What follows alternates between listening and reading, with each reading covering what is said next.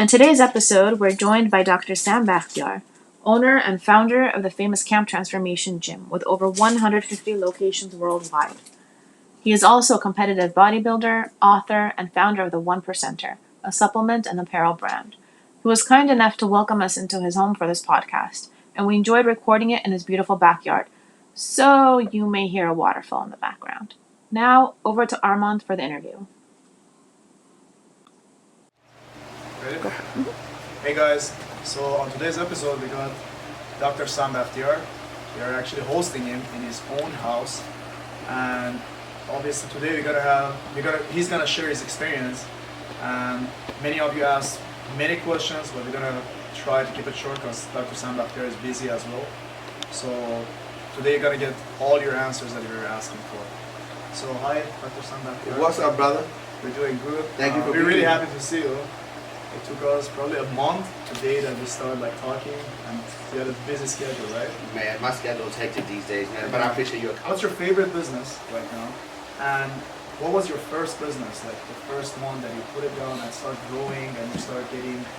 Yeah, my first business was straight out of college, got my doctorate degree, gave my diploma to my mom so she can brag to all her friends that her son is a doctor, Right. Persian mom, you have to be a doctor, lawyer, engineer. So I did that, but I never wanted to practice as a doctor.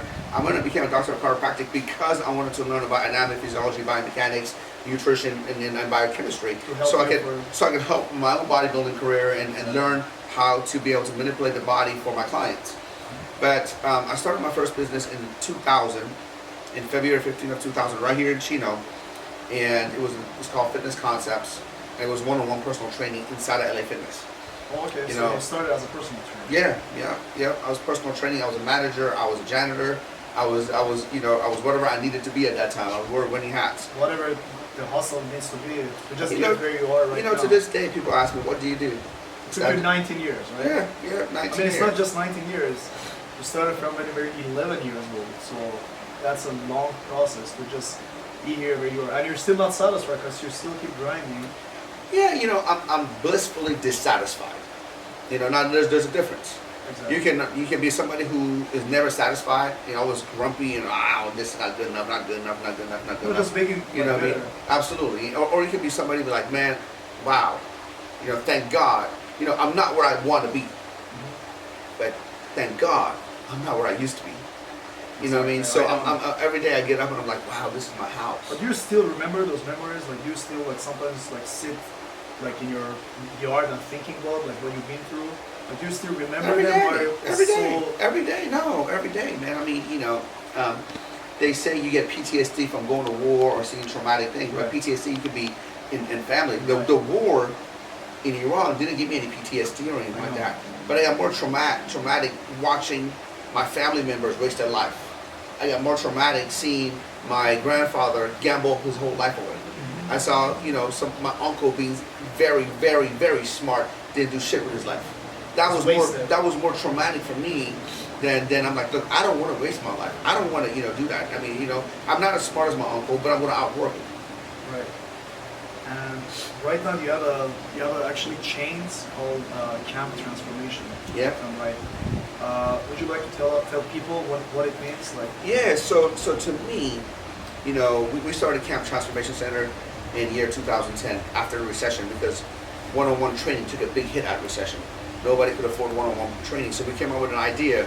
Why don't we have one coach with many clients? Mm-hmm. This way, we can lower the cost for the client, and actually get better results for the community, and make it more fun. And we did that, and it was a huge hit. Today, we have over 120 locations worldwide, and some in Mexico, so we're international. Wow, okay, great. And we own a couple of supplement companies, and it's been life changing because look, the reason, let's go all the way back. I came to America and I wanted to play soccer. They didn't have soccer. I tried to play basketball. I got cut. Yeah, work out. I wanted to get better at basketball, but I fell in love with weightlifting. I fell in love with weightlifting, gave me Fitness Concepts. Fitness Concepts gave me Camp, and now Camp has helped hundreds of thousands of people live a better life through getting them in shape, lower their body fat, lower their weight, and increase the quality of life in all areas. So I feel like what you're saying, what I'm getting from you, It's like you pretty much tried everything that you desired, but if you see that it's not working out, it's not like you're giving up. It's a transformation to another level. So this didn't work out. Hey, I'm not gonna give up. I'm gonna do this. You tweak it. You tweak it. Exactly. You tweak it, right? You know, you don't give up. You tweak the plan. You know, when Thomas Edison, you know, invented a light bulb, they said he tried 10,000 times, right? So first time it didn't work. Shit. Tweak a little bit. Tweak a little bit. Tweak a little bit. So combine all this stuff made him. So he said he found out 10,000 ways it didn't work. Then he found out the one way that it did work.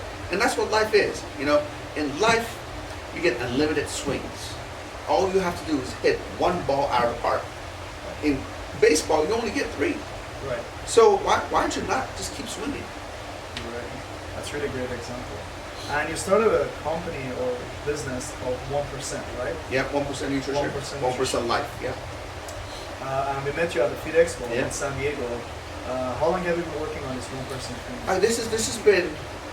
I've been saying 1%, become a 1%er, become a 1%er for a decade now. The 1% has been, I would say, around 2 years old. Mm-hmm. And the whole basis of 1% is not about like, okay, you being better than anyone else. He says you making a choice that you don't want to be average. You're making a choice that you're not going to just do whatever other people are doing just because you want to fit in. You're going to make your own way. You're going to make your own path, and you're going to be your own person. You know, that's what 1% is all about. The great Warren Buffett said that if you want to be successful, look at what 99% of people do and do the opposite. Right. You know what I mean? And that's basically the basis for 1%. Because for me, like for example, when I went to college, I didn't go to any fraternity houses. I didn't go hang out with what everybody else was doing in college. I was focused on my studying and I was focused on my bodybuilding, and that's what I did. Okay. 1% is about avoiding all distractions. Avoiding all distractions and focusing on that one thing that you want to live in your life. So you guys have any product, or this is just a mentality? This is just a study? Do you have products? No, absolutely. We have supplements.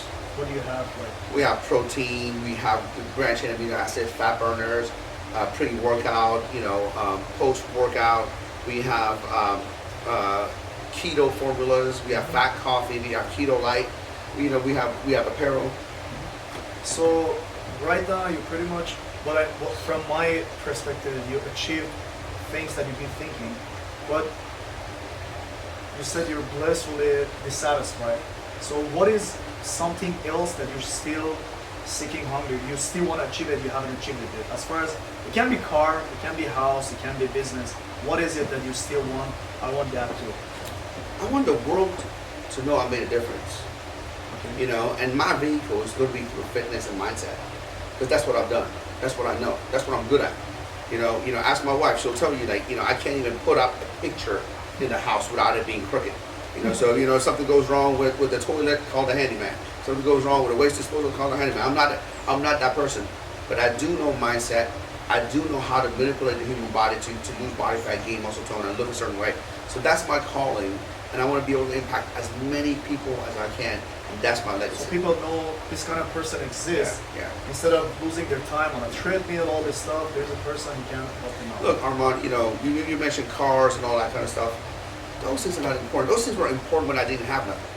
Right. Those things were important. Oh my God, I gotta get the Ferrari, I gotta get the Lamborghini, I gotta get this, and I got that, and I got there. I'm like, I don't even care about it.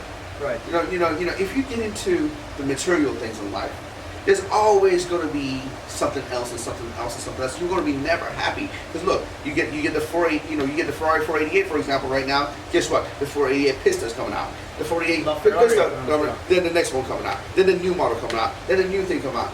At a certain point in your life, man, be like, look, you got to be comfortable within your own skin. And me growing up, I always wanted what I wanted. Right. And now that I have it, that stuff doesn't define me. They can take all that stuff away. What defines me is who I am and what I'm all about, and who I have helped along the way. So growing up, or even like even currently, do you have any mentor? Like anybody who say, hey Sam, you have to do this in order to do that? Absolutely, I have had many mentors, but I didn't really start getting mentorship till I was in my 30s. And I wish I did. I didn't know any better. Coming up, being around my family, which is very close-minded Persian family, you know, and then being in Sharon, Pennsylvania, which like the average household income in Sharon is like $22,000. You know what I mean? You know, I wasn't around the right environment, the right people. I didn't even know what mentorship was or personal development was. You know, but when I started looking into becoming a better person, I started getting mentorships, and along the way, to this day, you know, I still invest a lot of money to get mentored and be in masterminds and put myself in the right position. And it's kind of interesting. Right now, you're at this point that you can get anything that you want. And I'm sure there are like people, family, friends, or people that don't even know you. They ask you for loan money, or they ask for help. How do you take care of that? What do you say? Like, you know, if I can help, I'll help. Let me tell you that's a deeper meaning of that. Not just give. Because sometimes when you give, you're hindered. You see what I'm saying? Right. If you give, you're hindered. You know, they say, you know, catch a fish for a man, he's for the day. Show the man how to fish, he's a lifetime, right? So if somebody comes up to me and says, hey Sam, I want some money, can you give me some money, can you give me some money? I'm like, well, let me show you how you can make that money. Are you okay with that? You know, if I can show them how to make that money, or I can point them in the right direction, it's better than just me giving them the money, because guess what? Me giving them money, they're going to come back later for more. Exactly. So, you know, so if I can help them, and if money helps them, by all means, I'm here to help. You know, money is not that important to me. But I want to help genuinely, not put a Band-Aid over a problem. If somebody has a crack problem, you know what I mean? And thank God nobody in my family does, but let's just say they did. Somebody had a drug problem, they came in and they said, Sam, give me some money. If I give them money, guess what's going to happen? They're going to use it again. They're going to use it again, they're going to use it. But if I know the root of the problem, oh my God, he needs help. I'm going to help him and not just give him money. So, also as an author, CEO, someone who's learning, if someone comes to you, someone younger, like 18, 20 years old, know who you really are, and ask you, hey, Dr. Sam, give me 3 things that I can become successful. What would be those 3 things that you can tell them that they become like lifetime successful person? Number 1, by far, is proximity is power. Surround yourself with people who you aspire to be like. Okay? So you know, how's that possible? Like some people when they reach a certain level, they don't care about those low levels. So how you can be interact with those people? that's not true at all. That's not true at all. Just because somebody has reached a certain level, that doesn't mean they don't care about. Look at me. Look at me. And there are people that are 100 times more successful than me. You know, 1,000 times more successful than me. They love to share the journey. Because look, if I can help somebody change their life, that's more than any millions of any Ferraris or any Lamborghinis or anything like that. So that's not a true statement. People who are made it at the top, they want to help. They really do. They want to. That's how they get their fulfillment. Success without fulfillment is the ultimate failure. So if somebody has millions of dollars and they really never not helping anybody, that's the kind of person you see in the news that they kill themselves later on.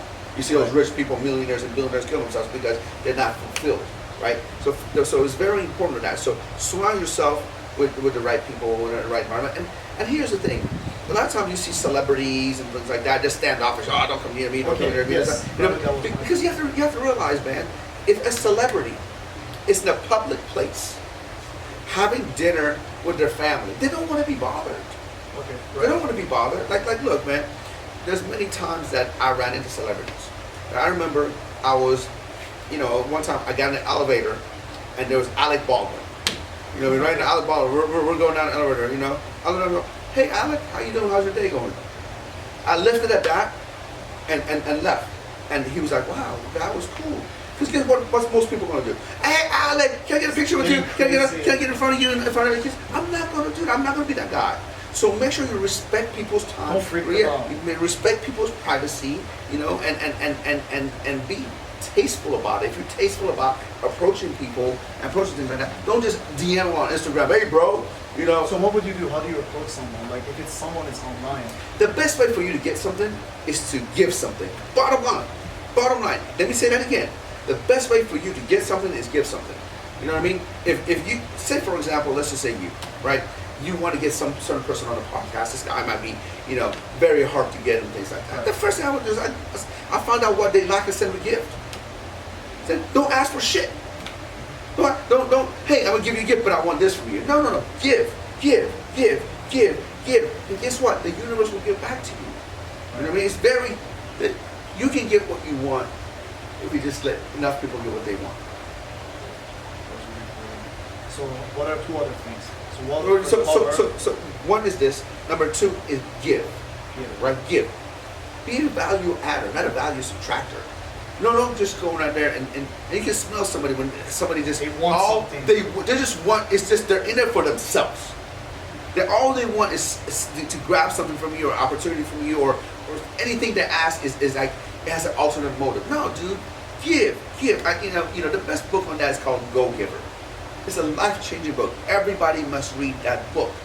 You know, and number three, right? Understand what we talked about earlier. You are not the road to success is not this. It's this. Lots of up and downs. It's this, right? As long as you understand that, and there's like you do that, to just keep going, Understand from the beginning that it's not like this. It's turbulence. Because if everybody was going to be a millionaire or billionaire, guess what? Then everybody would have been. Right. And everybody would have had a perfect body, then everybody would have been. It's not easy. You got to put in the work. You got to be persistent, and you should never ever give up. So the three things that Dr. Sam Bakhtiar was saying. And one last question. Yeah. What's your favorite movie? I think Eminem's movie "Lose Yourself" was one of your favorite movies. But Yeah, that's one of my favorite movies. But I would say my favorite movie of all time is Rocky. Rocky? All of them, or just the? I like all of them. But I particularly like the first three. You know, because it showed persistence. It shows it going against all odds. It shows getting knocked down, getting back up. Yeah. It showed adversity. It showed resilience. And that's what America is all about. And that's what success is all about. You know, my favorite line is by Rocky. He goes, it's not how hard you can hit. It's how hard you can get hit and keep fucking moving, right? Right? And that's the basis for success, my friends.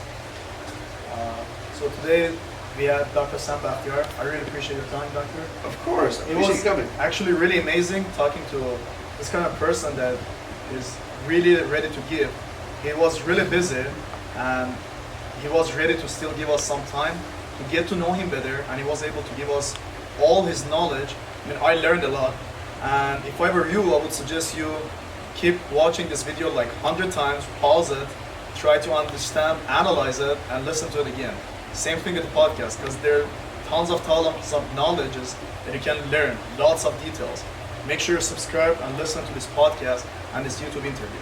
Thank you guys, have a great day.